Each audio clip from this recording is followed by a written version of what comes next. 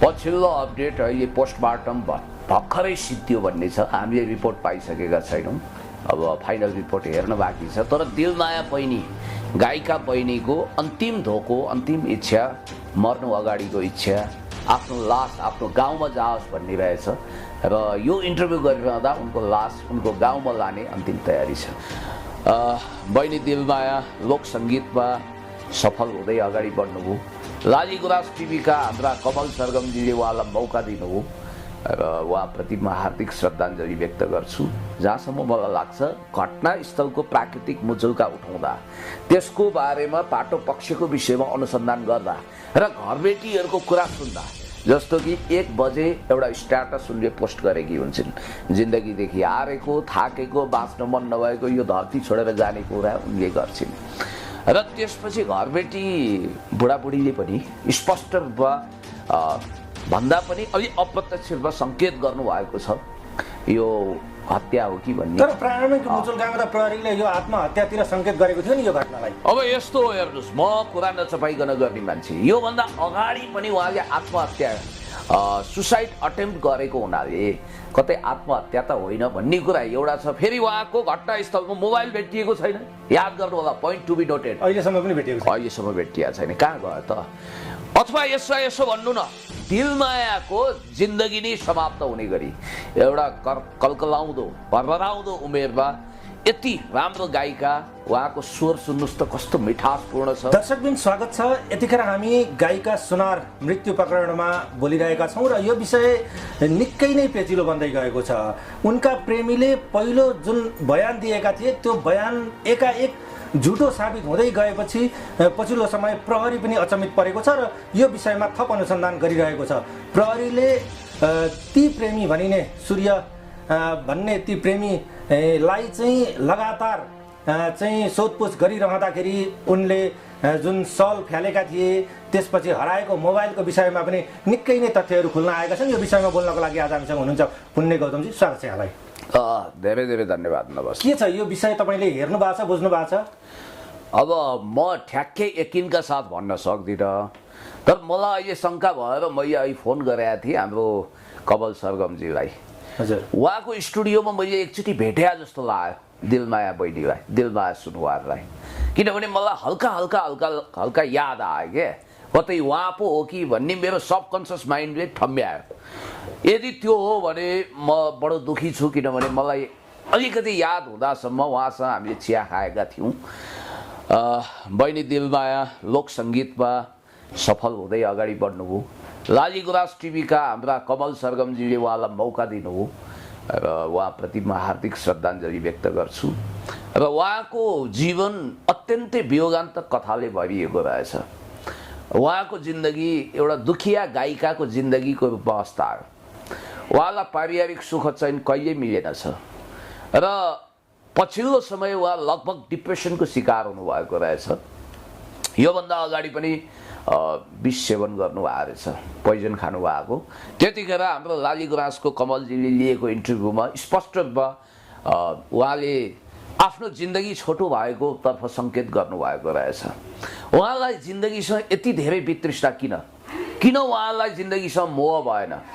किन उहाँ यो संसार, यो धरती छाड्ने निर्णय लिनुभयो? र आखिर त्यो को बैगुनी हो, सूर्य हो कि बादल हो, हामीलाई थाहा भएन। त्यो धन्दासिर, त्यो पापी, त्यो एक ढङ्गले भन्ने हो भने दिलमाया बहिनीको जिन्दगी समाप्त हुनुको पछाडि जसको कुकर्म थियो, जसको भिलेनको जस्तो हात थियो, त्यसलाई कडाभन्दा कडा सजाय दिनुपर्छ नेपाल प्रहरीले, राज्य प्रशासनले, अदालतले। सजाय दिनुभन्दा अगाडि एउटा कुरा खुलाइदिनुहोस्, यो मृत्यु हो कि हत्या हो? अब यसको विषयमा राज्य प्रशासनले अनुसन्धान गरेको, तहकिकात गरेको विषयमा हामीले धेरै जान्ने सुन्ने अजासु भएर बोल्नु हुँदैन।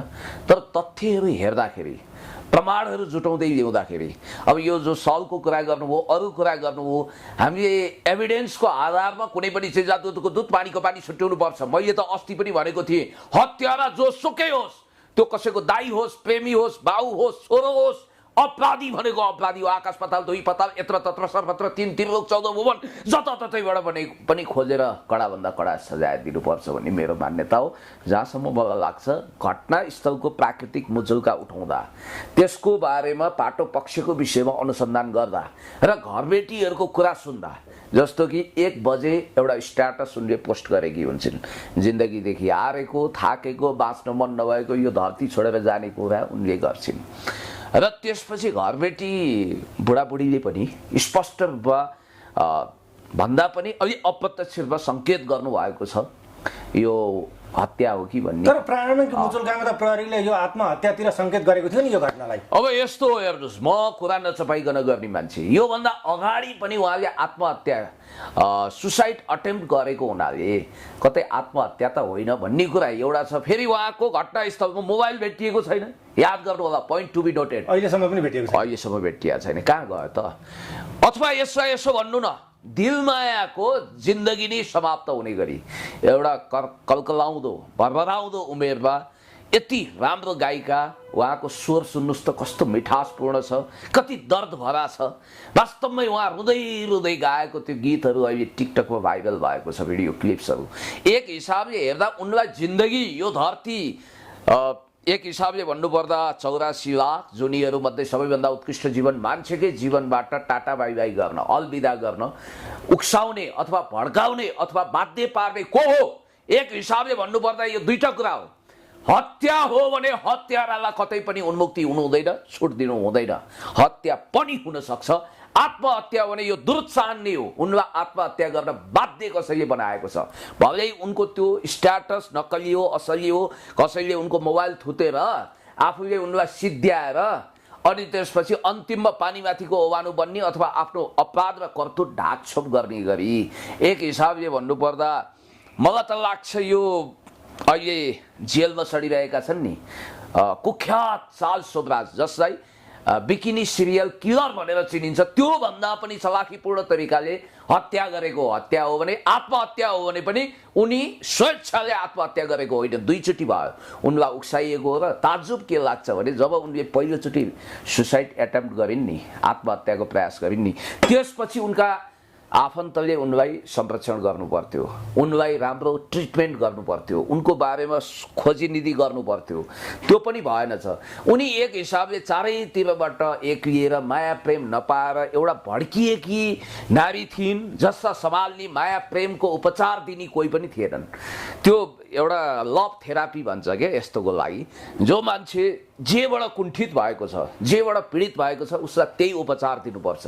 जस्तो कुनै मान्छे पैसाद्वारा कुण्ठित भयो भने पैसा पायो भने उसको कुण्ठा सिद्धिन्छ।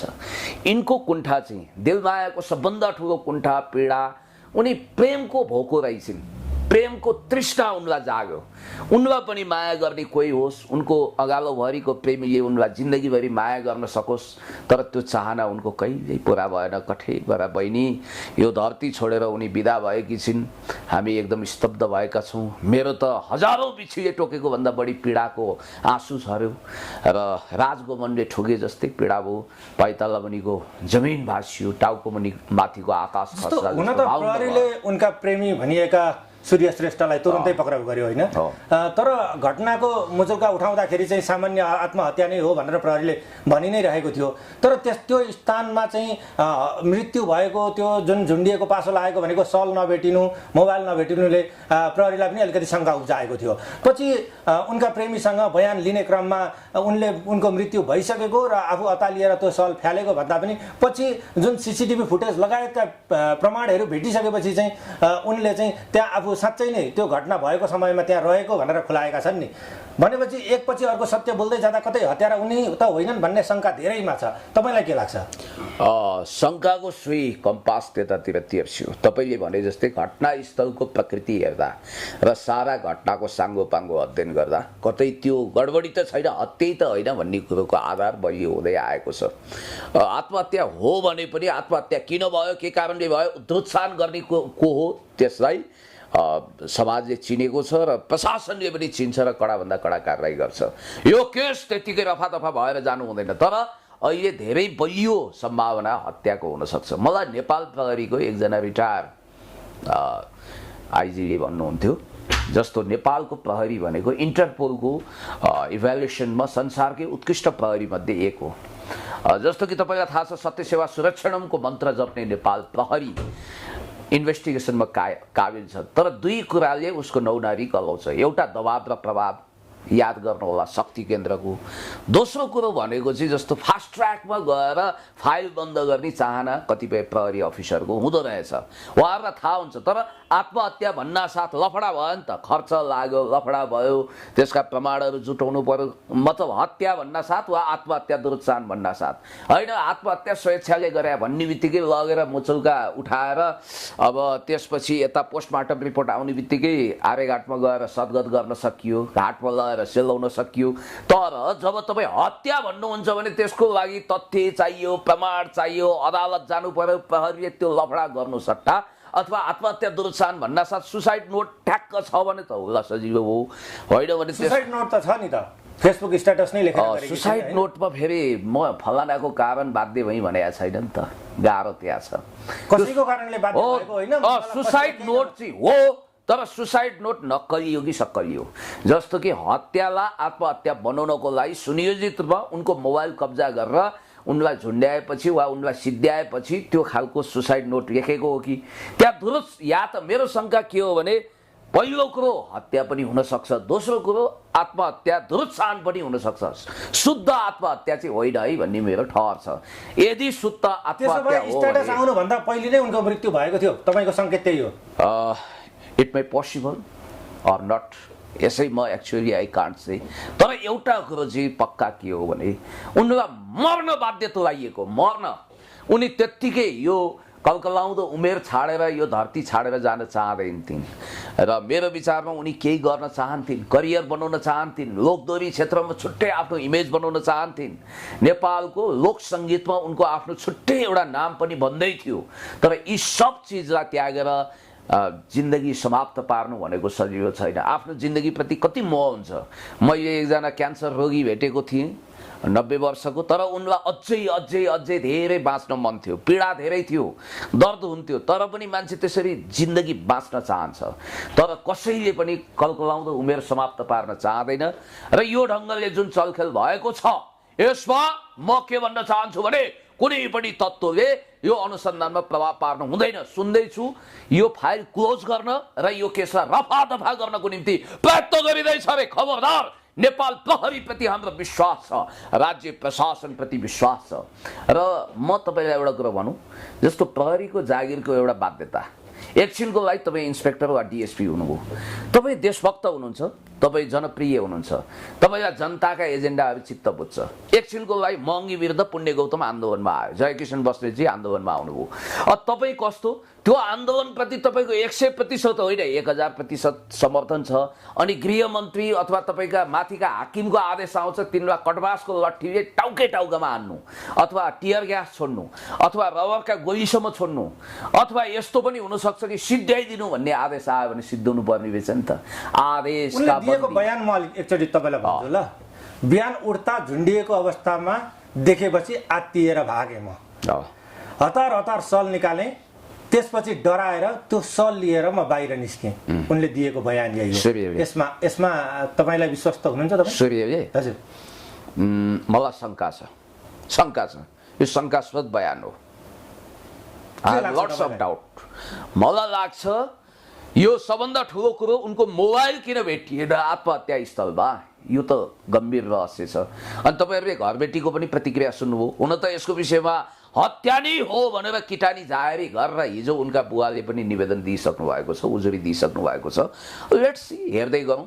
तर एउटा कुरा पक्का के हो भने यो समस्या दिलमाया एक्लोको होइन। आज धेरै अपार्टमेन्टहरू यस्तै हाम्रा चेलीबेटीहरूले भरिएका छन्, यस्तै दुखी आत्माहरू भड्की वा कति गायकहरू, कति कलाकारहरू, कति सामाजिक फिल्डका मान्छेहरू भित्रभित्रै खुनको आँसु रोइरहेका छन्। उनीहरूको जीवन कसले बचाउने? मैले धेरै मान्छे डिप्रेसनमा गएको देखेँ। उनीहरू मलाई कहिलेकाहीँ फोन गर्छन्, हेर्दाखेरि सुखी सम्पन्न छन्, कार छ, गाडी छ, घोडा छ, व्यवसायी जीवन छ। अनि मलाई भन्छन् पुण्यजी तपाईँको भिडियो हेर्दा मलाई आनन्द आयो, म त बडो छटपटाइरहेको थिएँ यार, थेरापी जस्तै भयो भन्छन्। किन त्यो पीडामा त भन्नाले एउटा कुरा ख्याल गर्नु, यहाँ 2-3 वटा कुरा छ। एउटा हनी ट्र्यापको पनि समस्या छ, नारी भएर अनि अनेक खालका नाना नौरङका नाठाहरू खेलाएर मान्छेको करियर बर्बाद बनाउने, खुत्रुके पार्ने, एउटा त्यो। दोस्रो अर्काको नाउँमा उठ्ती पुर्ती गर्ने र हनी ट्र्यापमा पार्ने समस्या पनि छ। र यस्ता दिलमाया जस्ता बिचरा अब के भन्ने बहिनी, उहाँले धरती छाड्नुभयो, उहाँ जस्तो निरीह गायिका गायक कलाकारहरू पनि धेरै। शनिबार बिहान जुन स्ट्याटस आयो उनको, त्यो म तपाईँलाई सुनाउँछु, तपाईँलाई विश्वास छ कि छैन तपाईँले हेर्नु होला। कसैको माया पाउन सकिन, जति कोसिस गरे पनि पाउन सकिन, तर पनि हार खाइन, तर अहिले धेरै गाह्रो भयो, म बाँचेर पनि दिनदिनै मर्न सकिनँ आमा भनेर उनले स्ट्याटस पोस्ट गरेकी छिन्। र यो आफ्नो कदम जुन चालेको छु, यो आफ्नो स्वेच्छाले चालेको छु, यसमा कसैको पनि दोष छैन भनेर उल्लेख गरेकी छिन्। यो स्ट्याटस अरूले लेखिदिएको जस्तो लाग्छ तपाईँलाई? चलाख मान्छेहरूले, एकदम इन्टेलिजेन्ट क्लेभर टाइपको क्रिमिनलले यस्ता खेलहरू खेल्छन्। यदि यो हत्या हो भने हामीलाई थाहै हुँदैन। दोस्रो उनले पनि लेखेकी हुन सक्छन्, 5% त्यतातिर पनि जाउँ, किनभने भाषाहरू धेरै मिस्टेक छ। मैले हेरेँ कुनै बौद्धिक प्राउड मान्छेले लेखेको भन्दा पनि इमोसनल मान्छेले लेखेको बुझिन्छ। त मैले अहिले तपाईँलाई भनेको थिएँ नि त, एउटा कुरा चाहिँ पक्का के हो भने उनी माया प्रेमको अभावमा तडपिएकी थिइन्। अब थिइन् भन्नुपर्छ, किनभने अहिले यो धरतीमा छैनन्। कोही मायाको अभावमा, कोही मायाको प्रभावमा पुलपुलिएर अथवा आत्तिएर जीवन फ्याँक्दा रहेछन् भन्ने कुरो पनि हामीले संसारमा धेरै उदाहरणहरू देख्न सक्छौँ। र यो म सबैजनालाई के भन्छु भने यो माया प्रेम अगेरा बगेरा यी सब कुरा इमोसनल हुन्, जिन्दगी सबभन्दा महत्त्वपूर्ण कुरा हो। तपाईँ कसैको माया पाउनुहुन्न भने तपाईँको जिन्दगीको एउटा ढोका बन्द हुन्छ, तर 10वटा ढोका तपाईँको खोलिरहेको हुन्छ। तपाईँले माया गर्ने अरबौँ मान्छे मध्ये यो धरतीमा धेरै हुन्छन्, माया प्रेमको अभावमा छटपटिनु हुँदैन। ल माया पाइएन रे, के फरक पर्छ त? ए बाबा माया पाइएन, के हो माया भने? प्रेम भने के हो? हुन त यो कठोर शब्द प्रयोग गर्नुभयो भन्नु होला तपाईँले, तर एउटा कुरा के भने माया प्रेम मात्रै सर्वस्व होइन है। माया प्रीति रस रङ आदि इत्यादि अगेरा बगेराबाट माथि उठ्नुपर्छ। मान्छेको जिन्दगी बहुत महत्त्वपूर्ण छ। तर प्रहरीले प्रारम्भिक अनुसन्धान गर्दा नि जस्तो घाँटीमा बाहेक अन्य कतै मार्क देखिएन, यो भनेपछि त हत्या कसरी हुन सक्ला र? यस्तो हो क्या, मान्छेले कहिले के गर्छन् भने यो प्रहरीले भनेको म तपाईँलाई भन्छु, एकदम चलाख खालको क्रिमिनलले एउटा टिकटक बनाउँदा झुन्ड्या जस्तो गर त भनेर पनि खिच्या हुन्छन्। त्यस्तो पनि आइसक्यो अहिले, कतिपय नयाँ नयाँ टेक्नोलोजी होइन, सरक्क अनि तान्दिने सिद्धाइहाल्ने, त्यो पनि हुनसक्छ, अरू पनि हुनसक्छ। ल मैले तपाईँलाई भनिहालेँ यो दुवै सम्भावना छ। आत्महत्याको पनि 5% सम्भावना अथवा 10%, बाँकी हत्या हुनसक्छ भन्ने कुरो पनि छ। र रहस्यमय प्रेम सम्बन्धको असफलताबाट तडपिएकी उनले, यदि उनको हत्या भएको हो भने त यो जघन्य अपराध हो, किनभने उनको प्रेमी बनाउँदाको पनि विभिन्न ठाउँमा रङ्गीन सम्बन्धहरू भएको पुष्टि हुन्छ र त्यो सम्बन्ध नछुटेपछि उनी बढी तडपिएको, उनी बढी एग्रेसिभ भएको पनि बुझिन्छ र उनी बहुत इमोसनल भएको पनि बुझिन्छ। अब आत्महत्या हो भने पनि मैले तपाईँलाई अघिदेखि भनेको छु यसमा दुरुत्साहन भयो, किनभने उनलाई जसले माया गर्छु भनेर धोखाधडी गर्यो, जसले नाना नौरङका सपना देखाएर उनको जिन्दगी बर्बाद बनायो। प्रश्न यो पनि उठ्ला नि त, आफ्नै प्रेमी कोठामा सँगै सुतिरहेको छ, आत्महत्या कसरी हुन सक्ला? यो गम्भीर प्रश्न हो।